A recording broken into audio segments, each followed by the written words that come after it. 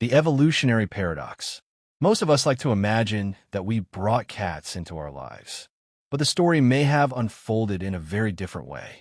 10,000 years ago, long before sofas, scratching posts, or food bowls, a small wild hunter began appearing at the edges of human settlements. Not because it loved people, not because it was looking for companionship, simply because it found something valuable there. The first farming communities stored grain, and wherever grain accumulated, rodents followed. For a solitary hunter, it was an opportunity too good to ignore. Yet approaching humans carried risks. Early settlements were noisy, unfamiliar places filled with large creatures capable of unpredictable behavior. For a cautious wildcat, every step closer required overcoming deeply rooted instincts. And still, some of them came. Generation after generation, the boldest and most adaptable individuals learned to live near us. Not with us, at least not at first. Near us, a quiet arrangement began to emerge. Humans benefited from fewer rodents. Wildcats gained access to reliable hunting grounds and a measure of protection from larger predators. Neither side planned it. Neither side understood where it would lead. Yet from that fragile coexistence, one of the most remarkable relationships in human history slowly took shape. Even today, traces of that ancient story remain visible. When your cat pauses before entering a new room, studies a visitor from a distance, or watches the world through a window with unwavering focus, you are seeing instincts that were shaped thousands of years ago. The modern home may look very different from a Stone Age settlement, but some parts of the cat have never truly left it. The calibration of caution. Cats are often described as independent, mysterious, or even antisocial. But perhaps caution is a better word. For thousands of years, survival depended on noticing what others missed. A distant sound, a sudden movement, a subtle change in the environment. The cats that paid attention tended to survive. That vigilance never disappeared. It simply adapted to a safer world. Even while resting, a cat is rarely completely unaware of its surroundings. An ear turns toward a faint noise. Eyes open briefly at the sound of a door.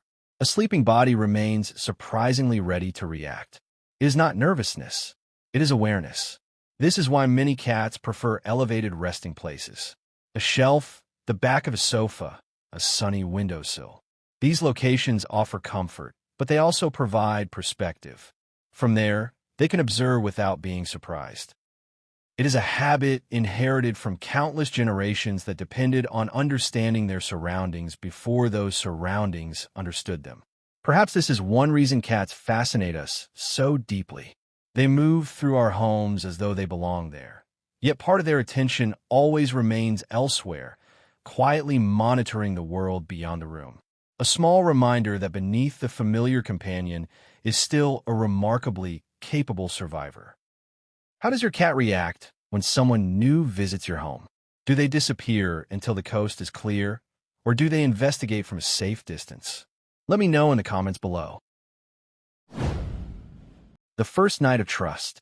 There was no single moment when a wildcat became a companion. No ceremony, no decision. Instead, it happened through thousands of ordinary nights. Imagine a small wildcat standing at the edge of an ancient settlement as darkness settles across the landscape. Beyond the glow of the campfire lies a world filled with uncertainty. Larger predators roam the night. Strange sounds drift through the darkness. Every shadow could conceal a threat. For a solitary hunter, safety is never guaranteed. However, something about these human camps was different. The fires remained lit long after sunset. The scent of people lingered in the air. Predators that might stalk an isolated animal often avoided places crowded with humans. The camp was not entirely safe, but compared with the wilderness beyond it, it offered advantages. At first, the wildcats stayed at a distance. They watched, they listened, they waited. Night after night, they learned the rhythms of human life. They learned when people slept, when they gathered around fires, and when scraps of food attracted rodents. The settlement became familiar, and familiarity is often the first step toward trust. Not the trust we think of today. Not affection. Not friendship. Simply the growing realization that danger was less likely here than elsewhere. Over generations, this realization shaped behavior. The wildcats that could remain calm around human activity gained access to valuable hunting opportunities.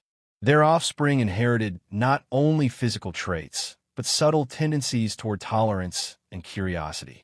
Slowly, a remarkable shift began. Humans were no longer seen only as unpredictable giants. They became part of the landscape, part of the environment, part of the nightly calculations that determined where a cat chose to rest. This may have been one of the most important behavioral changes in feline history, because trust does not usually arrive all at once. It grows through repetition, through countless moments when fear predicts danger, and danger never comes.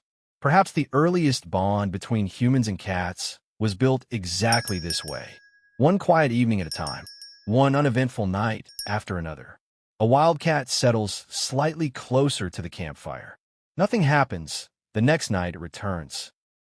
Again, nothing happens. Over years, then centuries, those small decisions accumulate. What began as cautious observation slowly became coexistence. And coexistence eventually became something far more extraordinary. A relationship that neither species could have imagined when they first encountered each other beneath the stars of the Stone Age. The Eternal Pact. The history of cats reveals a fascinating paradox. They may be one of the world's most beloved pets, yet they have never completely surrendered their independence.